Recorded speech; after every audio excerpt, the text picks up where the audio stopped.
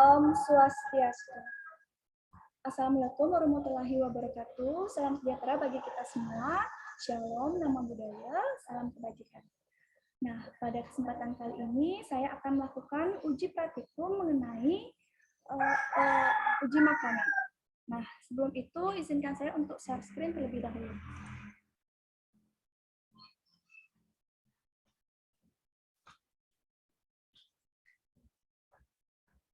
Apakah sudah terlihat, teman-teman?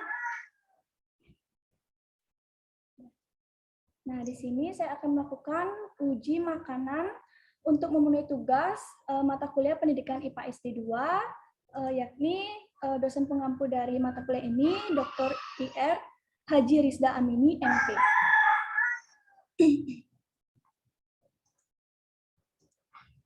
Sebelum itu, izinkan saya memperkenalkan diri saya terlebih dahulu. Perkenalkan, nama saya KD Ayudhya Francisca dengan NIM 2112952, nomor absen 12. Nah, untuk yang pertama, saya akan memulai simulasinya. Halo anak-anak semua, apa kabar kalian? Bagaimana belajarnya di rumah? Masih semangat ya? Nah, di sini Ibu ingin melanjutkan pembelajaran kemarin mengenai praktikum. Yang sebelumnya kita sudah praktikum mengenai fotosintesa ya.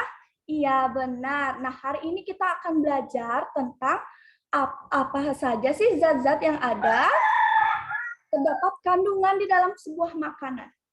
Nah, sebelumnya Ibu ingin bertanya, apa yang dibutuhkan tubuh agar bisa bertahan hidup serta dapat tumbuh dan berkembang dengan baik dan sehat? Apa anak-anak? Jawabannya sangat mudah, anak-anak. Yakni adalah makan. Iya, makan. Karena tubuh memerlukan zat makanan seperti amilum, glukosa, protein, dan lemak untuk memberikan nutrisi bagi tubuh. Nah, bahan makanan tersebut akan diolah oleh tubuh dan digunakan sebagai sumber tenaga untuk melakukan aktivitas kita sehari-hari. Nah, misalnya kita ingin ke sekolah, nah sebelum kita juga belajar online ini, kita juga harus sarapan ya, biar punya tenaga untuk melakukan pembelajaran. Nah, Ibu lanjut ya. Ada zat makanan yang dibutuhkan dalam jumlah banyak oleh tubuh manusia, yakni ada yang disebut dengan makronutrien. Nah, yakni karbohidrat, protein, dan lemak. Sedangkan yang dibutuhkan dalam jumlah sedikit oleh tubuh manusia, yakni mikronutrien, yakni ada vitamin dan mineral. Nah, di sini anak-anak sudah tahu ya, tadi kita membahas tentang karbohidrat, protein, lemak, dan vitamin. Tapi apa sih itu karbohidrat, Ibu Guru? Pasti semua bertanya seperti itu ya. Iya, Ibu akan jelaskan ya hari ini mengenai karbohidrat yang pertama. Nah, karbohidrat ini adalah sumber makanan untuk membuat energi. Zat karbohidrat bisa didapatkan dalam bentuk gula, serat, dan pati. Nah, karbohidrat bersumber dari roti putih misalnya, kue, soda, popcorn, nasi, dan jagung, biji-bijian, dan juga sayuran. Nah, di sekitar kalian contohnya ada apa anak-anak yang karbohidrat? Ada beras ya, beras atau nasi, lalu ada kentang, ada roti, lalu ada ubi, putih telur, dan susu yang kalian minum biasanya setiap pagi ya sebelum sekolah. Iya. Nah, untuk membuktikan bahwa makanan-makanan yang tadi itu mengandung karbohidrat, kita bisa melakukan sebuah uji coba atau uji praktikum atau sebuah percobaan. Nah, sekarang kita akan melakukan percobaan bersama-sama ya. Dan anak-anak sekarang menyiapkan apa saja yang dibutuhkan yang telah Ibu katakan ini anak-anak. Yang pertama ada misalnya kertas wadah mika. Anak-anak bisa gunakan ini ataupun mika. Ini atau mika seperti ini anak-anak. Ataupun anak-anak jika sedang di rumah, anak-anak bisa menggunakan piring. Lalu anak-anak menyiapkan betadin. Silakan semua menyiapkan betadin. Anak-anak tahu betadin? Seperti ini anak-anak. Nah, ini itu kita gunakan saat kita terjatuh lalu diisi obat antiseptik. Ini dia anak-anak. Nah, setelah menyiapkan betadin, selanjutnya ada nasi putih. Anak-anak pasti makan di pagi hari, ibunya masak yang pertama pasti nasi putih ya. Iya, anak-anak siapkan sekarang. Lalu yang kedua ada biskuit. Seperti ini. Nah, anak-anak tahu? Pasti pernah ya beli biskuit? Pernah. Nah, kalian siapkan. Dan yang terakhir ada buah pisang. Nah, buah pisang ini kalian siapkan. Biasanya setelah makan, pasti kita makan buah-buahan. Iya, siapkan ya anak-anak. Lalu, wadah mika tadi kita siapkan, kita susun. Setelah disusun, kita masukkan nasi ke dalam wadah seperti ini. Kita masukkan biskuit, sedikit diremahkan seperti ini. Lalu kita masukkan pisang. Dihancurkan seperti ini. Nah, untuk selanjutnya kita gunakan betadin. Sudah anak-anak punya betadin di rumah? Sudah, iya. Kita lakukan bersama-sama ya. Nah, kita tuangkan ke dalam nasi. Yuk, semua lakukan bersama-sama. Kita tuangkan ke dalam nasi. 2-3 tetes. 1, 2, 3. Dilanjutkan dengan biskuit. Semuanya sudah biskuitnya? Sudah, kalau tidak punya nasi saja boleh seperti tadi ya. Nah, Ibu di sini ada biskuit, Ibu tuangkan 3 tetes. Lalu ada buah pisang. Nah, sekarang Ibu tunggu kalian semua untuk meneteskan betadin. Yuk kita bersama-sama. 1, 2, 3. Nah, kita amati bersama.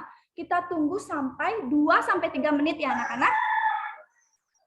Amati yang terjadi anak-anak. Nah, kita lihat. Nah, kita lihat bersama-sama. Ada yang berubah? Ada atau tidak? Ada ya. Yang berubah apa? Nasi. Tadi betadinnya warna coklat, Ibu. Sekarang di nasi kenapa menjadi warna biru ya? Biru kehitaman. Iya, biru kehitaman.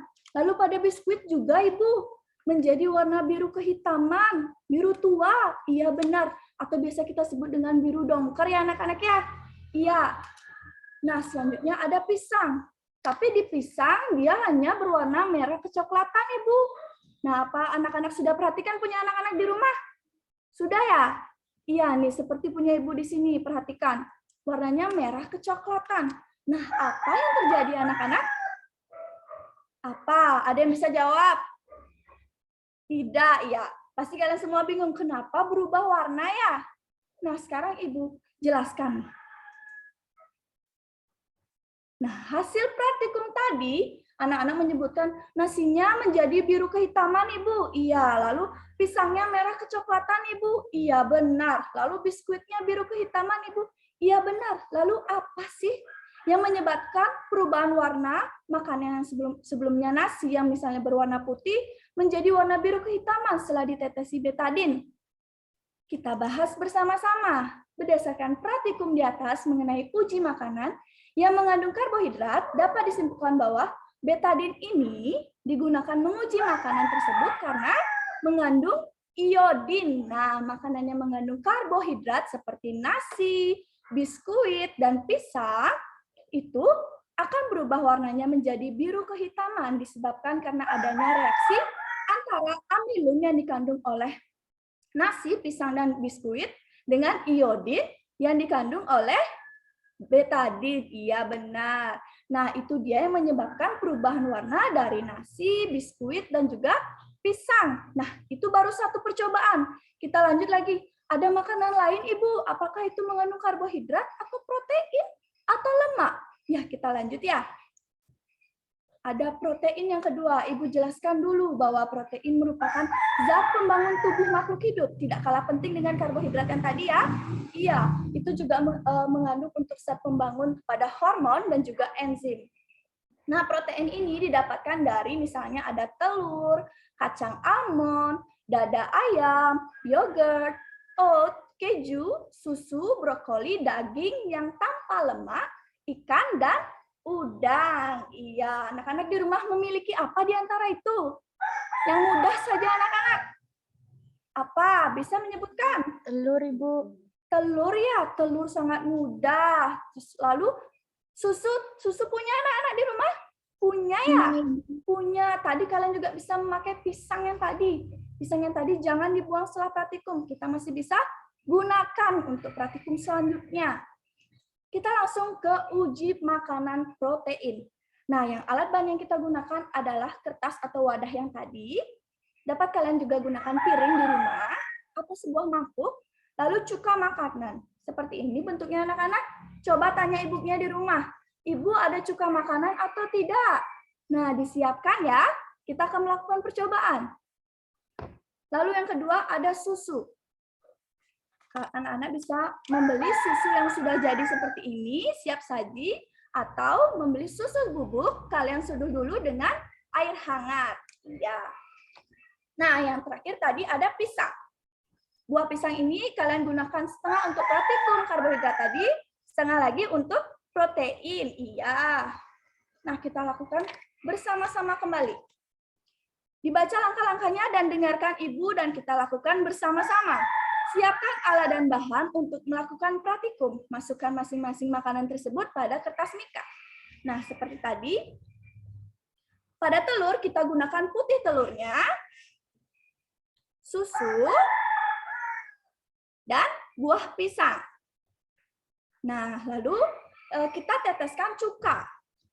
Kita ambil cukanya. Hati-hati ya anak-anak, karena cuka ini bau ibu. Iya, sangat bau ya anak-anak ya. Ya, pelan-pelan kita tuangkan 3-4 tetes. 1, 2, 3, 4. Lalu disusu. 1, 2, 3, 4. Lalu pada pisang. 1, 2, 3, 4. Nah, setelah kita menuangnya itu, bagaimana anak-anak? Apa yang kalian temukan? Apa yang kalian telah amati?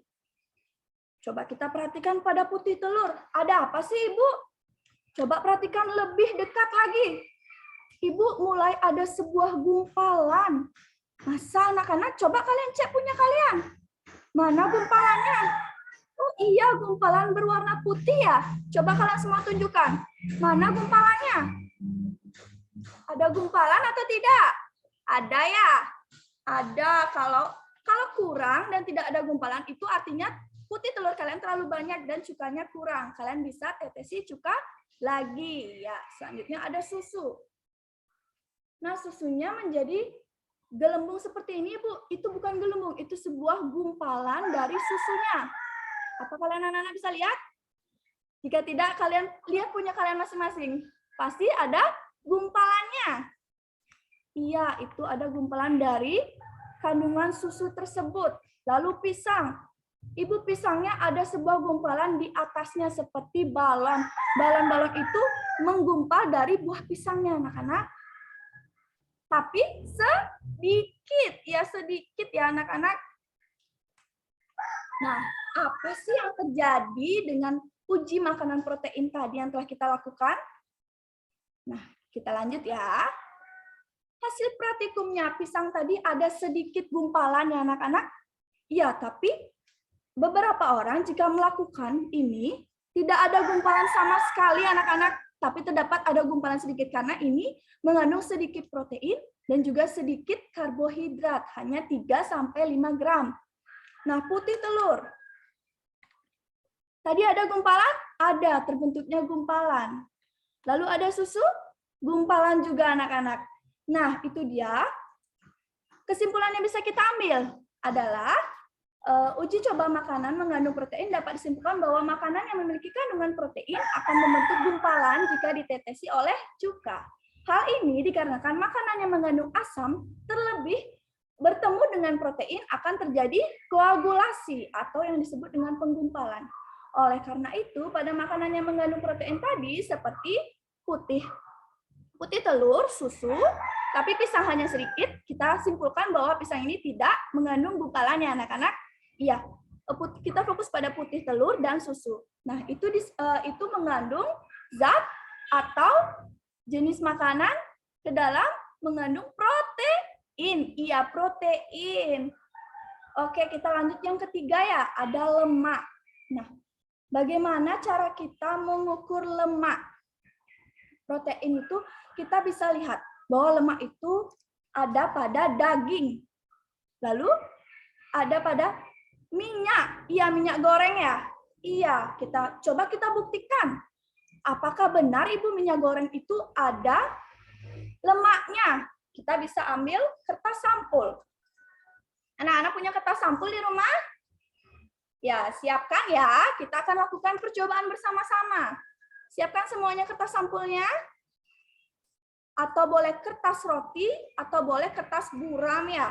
Tapi paling mudah ditemui adalah kertas sampul ini anak-anak. Nah, seperti ini. Lalu wadah. Wadah, lalu kecap, minyak, dan kuning telur. Nah, anak-anak punya bahan apa lagi? Kalian bisa gunakan. Kita tes apakah itu mengandung lemak. Dengan cara, yang pertama adalah siapkan alat-alat bahan, lalu oleskan bahan-bahan yang kalian sediakan tadi. Misalnya Ibu mengatakan minyak. Kita oleskan bersama-sama. Kita oleskan ya. Semuanya mengoleskan, biar kita tahu ini tuh mengandung lemak atau tidak. Kita oleskan sedikit saja. Sudah? Sudah semuanya? Tunjukkan? Iya, bagus. Itu baru minyak, kita taruh dulu. Kita lihat kecap. Jangan takut tangannya kotor ya. Kita coba untuk membuktikan. Semuanya diusapkan ke kertas. Sudah? Sudah. Lalu yang ketiga adalah putih telur. Kuning telur maksud Ibu ya. Tapi kalau anak-anak punyanya putih telur yang tadi saat protein, boleh dipakai anak-anak. Nah, dan satu lagi Ibu punya air gula sebagai pembanding. Kita coba, apakah air gula itu mengandung lemak ya Ibu? Kita coba ya.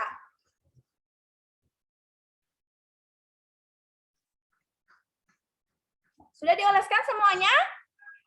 Sudah? Sudah ya. Nah, Ibu lanjutkan. Nah, hasil praktikumnya. Coba kita perhatikan yang minyak goreng. Apakah jika terkena cahaya, ia berubah menjadi transparan? Iya, semua mengangguk iya ya. Iya Ibu, wah berubah menjadi transparan, warnanya sebelumnya coklat. Iya benar. Lalu yang kedua kecap. Bagaimana kecapnya? Tidak berubah ya? Tidak, masih seperti kecap yang hanya diusapkan. Kertasnya masih juga berwarna hitam ya, coklat kehitaman. Nah, lalu ada putih telur. Atau boleh menggunakan kuning telur ya. Transparan Ibu atau tidak? Coba.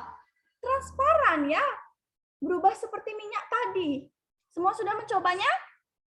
Sudah, tidak ada telur. Iya, perhatikan Ibu ya. Iya, lalu ada tadi Ibu mencoba menggunakan air gula. Sebuah gula yang kita larutkan dengan air itu disebut dengan air gula anak-anak. Kita coba. Kita lihat. Apakah mau anak-anak? Tidak ya, tidak transparan. Nah, apa sih yang terjadi dari uji praktikum mengenai lemak ini anak-anak? Ada yang bisa menyimpulkan? Kan kita sudah melakukan bersama-sama. Ada apa sih? Nah, kita ketahui bahwa mengenai uji kandungan lemak ini disimpulkan bahwa makanan yang mengandung lemak memiliki perubahan warna yang transparan. Yang sangat jelas itu pada minyak ya anak-anak.